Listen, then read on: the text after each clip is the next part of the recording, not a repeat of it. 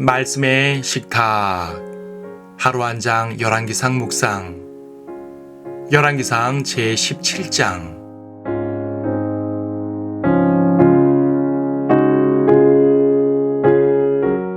17장 24절을 보겠습니다. 그 여인이 엘리야에게 말하기를 내가 이제 이 일로 당신이 하나님의 사람인 것과 당신 입에 있는 주의 말씀이 진리임을 아나이다 하더라. 이번 장에서는 엘리야가 등장합니다. 엘리야의 등장은 처음부터 강력하여 아합에게 심판을 선포하는 것으로 시작합니다. 아합은 적그리스도를 예표하는 인물로 이스라엘을 극도의 타락으로 이끈 사람입니다. 엘리야는 아합 앞에서 극한의 가뭄을 예언합니다. 그 예언 그대로 이스라엘은 3년 반 동안이나 비가 내리지 않게 되었습니다. 하지만 하나님께서는 고난 가운데서도 성도를 보호하시는 분입니다. 이 장은 짧은 장이지만 하나님의 심판과 성도에 대한 보호, 자신을 희생하는 온전한 헌신, 그리고 하나님의 능력이라는 다양한 주제가 들어있습니다. 이 다양한 주제 한가운데에 사르밧 여인이 등장합니다.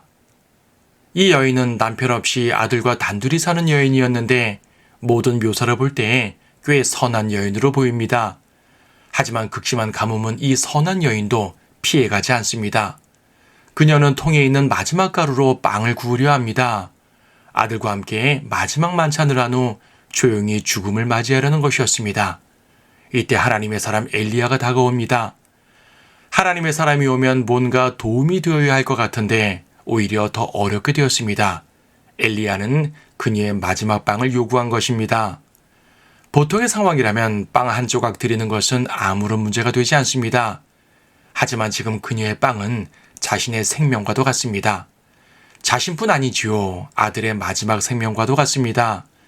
엘리야는 절대 가루통에 고갈되지 않을 것이라고 약속했지만 그 약속을 믿기란 쉬운 것이 아닙니다. 하지만 그녀는 순종했습니다. 그리고 엘리야의 말대로 그녀의 가루통은 결코 고갈되지 않았습니다.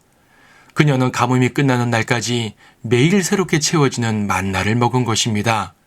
믿음의 순종은 이처럼 기적을 만듭니다.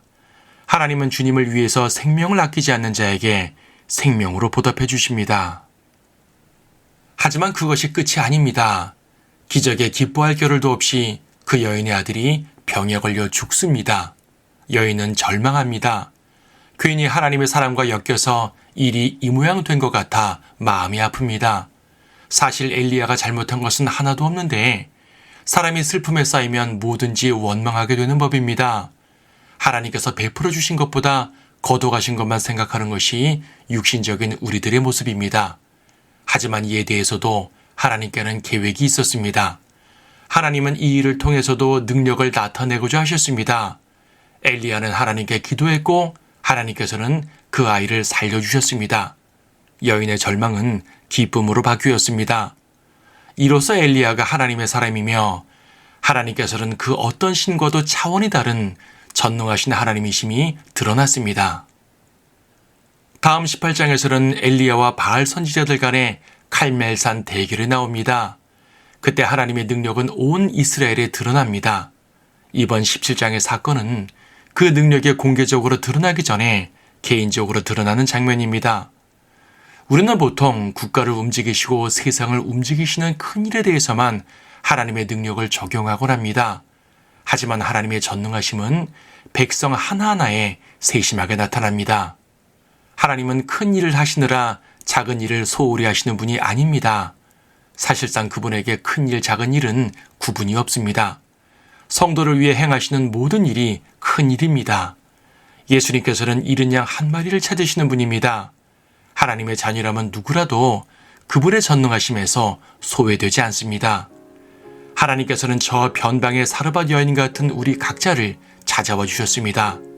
우리가 할 일은 그 여인처럼 믿음으로 우리 자신을 드리는 것입니다.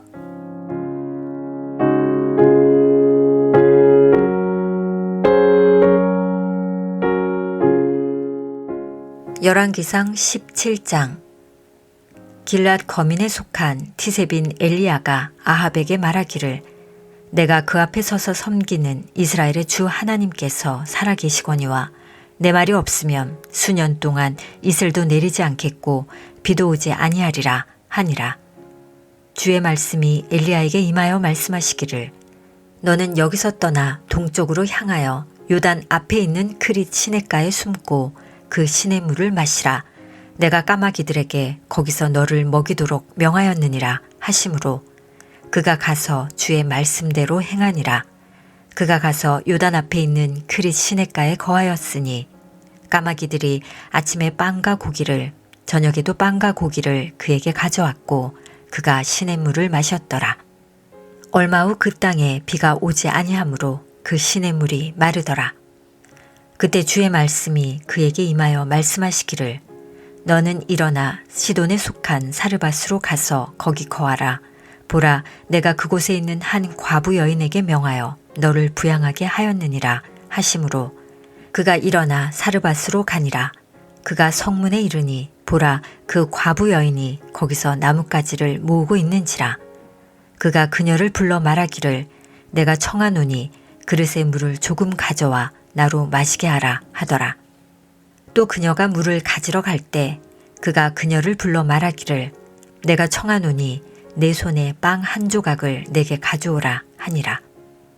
그러자 그녀가 말하기를 주 당신의 하나님께서 살아계시거니와 내게는 과자가 없고 통에 한 줌 가루와 병에 기름이 조금 있을 뿐이니이다.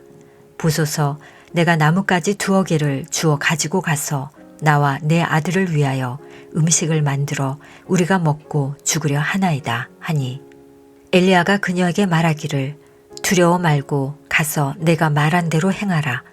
그러나 그것으로 나를 위하여 조그만 과자 하나를 먼저 만들어 내게 가져오고 그 후에 너와 내 아들을 위하여 만들라.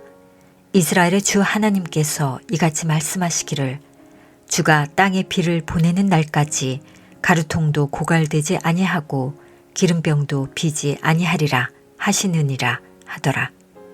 그 여인이 가서 엘리야의 말대로 하니 그 여인과 엘리야와 그녀의 집안이 여러 날을 먹었으나 엘리야를 통하여 하신 주의 말씀대로 가루통도 고갈되지 아니하고 기름병도 비지 아니하였더라. 이런 일 후에 그 집의 안주인인 그 여인의 아들이 병들었는데 그의 병이 심히 악화되어 그에게서 숨이 끊어진지라. 그녀가 엘리야에게 말하기를 오 하나님의 사람이여 내가 당신과 무슨 상관이 있기에 당신이 내게 와서 내 죄를 생각나게 하시며 내 아들을 죽이시나이까 하니 엘리야가 그녀에게 말하기를 내 아들을 내게 달라 하고 그녀의 품에서 그 아이를 취하여 그가 거처하는 다락으로 안고 가서 자기의 침상에 내려놓더라.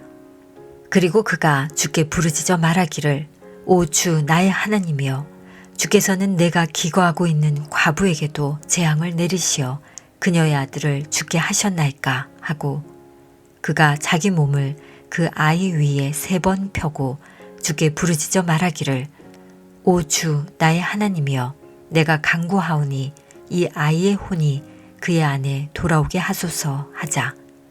주께서 엘리야의 음성을 들으셨으니 그 아이의 혼이 그의 안에 돌아와서 그가 살아났더라.